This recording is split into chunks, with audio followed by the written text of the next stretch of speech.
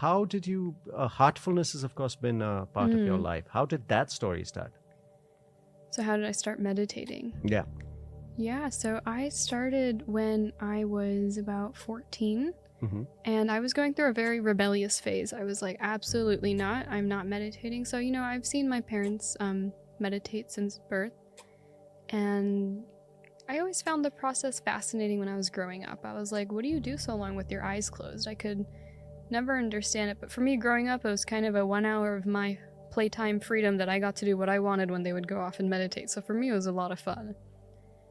But when I got older, they were like, you know, why don't you try it out? And I was like, no, I don't think so.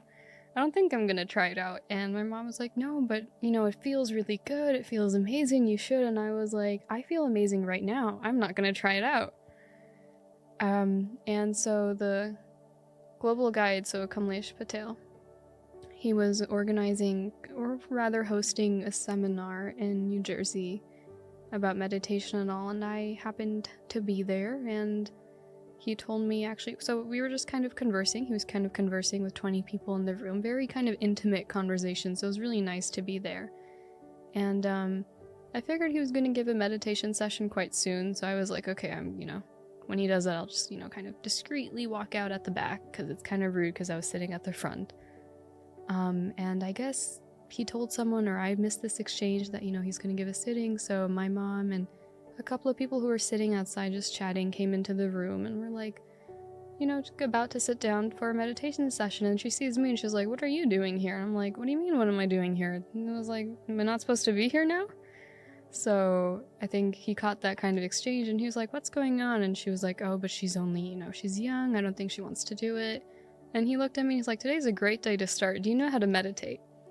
And moms being moms, she made sure I knew the answer way before I came there, just in case.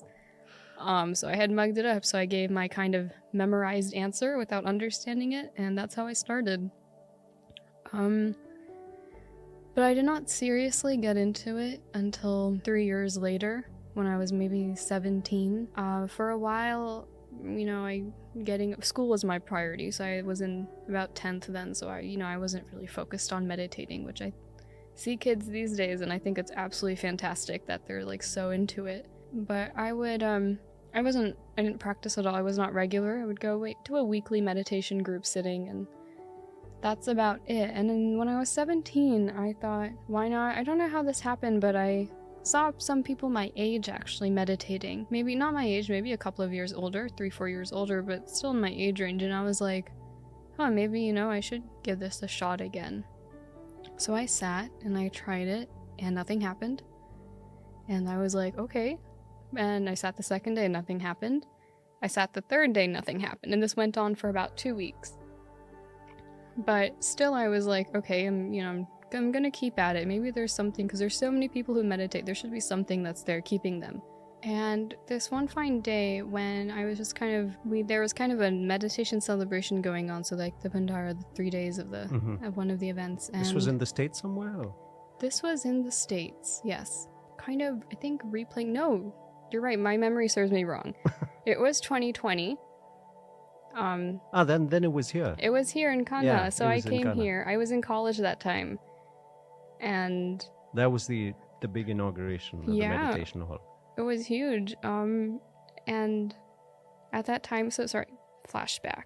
I realized we're jumping all over. So when I was 17, I started doing it again. I didn't find the meditation part interesting because, again, nothing was working for me. So I was just, there was a cleaning aspect of it. And I was like, well, that's working for me, so I'm going to stick to that. And so I held on to at least one thing.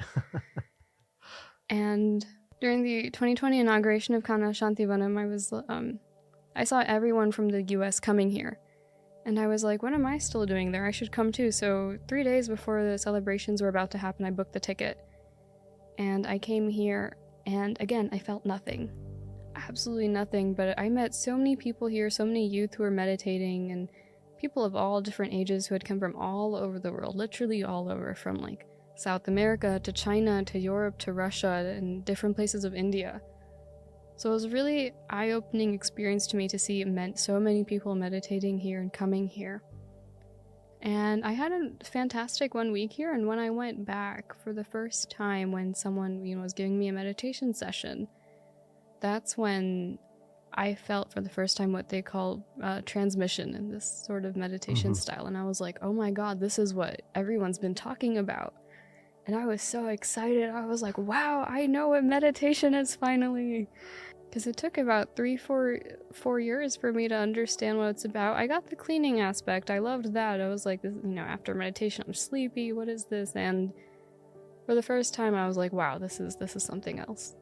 So that's how I got on that track. A lot of people who meditate do feel stuff in the first sitting, and to be honest, I felt nothing in the first sitting. I felt nothing for the first 4 months. I think, even longer maybe. And one feels kind of is someone missing something, because a lot of people talk about, when I got my first sitting, I was just blown away. I felt it immediately. This is what I had been waiting for. And you feel kind of, maybe I'm missing something, I didn't get it. That kind of puts kind of peer pressure, a weird kind of peer pressure on you that, dude, you're supposed to feel something. Yeah. It's like, what am I doing wrong? You said you didn't feel something for the first, that thing, but you still persevered. What kept you going? Yeah, thankfully I saw my brother, and my brother had the same kind of story as me, felt nothing for the first 3-4 years, was ready to be like, okay, meditation's maybe not for me, I should go somewhere else. And I think he had a shift, and he was like, all of a sudden he was like, wow, I feel something. So seeing him after 3-4 years, and then being like, there is something, I was like, okay, there must be something. And I did have like a good social support circle in like kind of this meditation family that I had in the US, so that kept me going as well. I had a lot of friends who were there who were extremely supportive, and not only meditative ways, but also just in kind of just having friends and going out, having fun. So that way a social support system was there, so it kept me kind of in the loop of, okay, what's everyone doing, how are they meditating, what's the new kind of tips on like meditation. And that kept me going for a year or two. And also, I would come to Kanha every summer, just for 3 days actually, but coming here, I was like, this, it's a really nice place. Even though it was super hot then, only mud, no trees, it still felt very peaceful. So I was like, okay, there must be something. And I never fully left it, but I was not regular. I will freely, openly admit to that. I was not regular in any sense. But I did feel something in the cleaning. So I was like, that cleaning kept me going. I was like, the cleaning I'm feeling, so I don't need to stop that. The meditation I would do very rarely.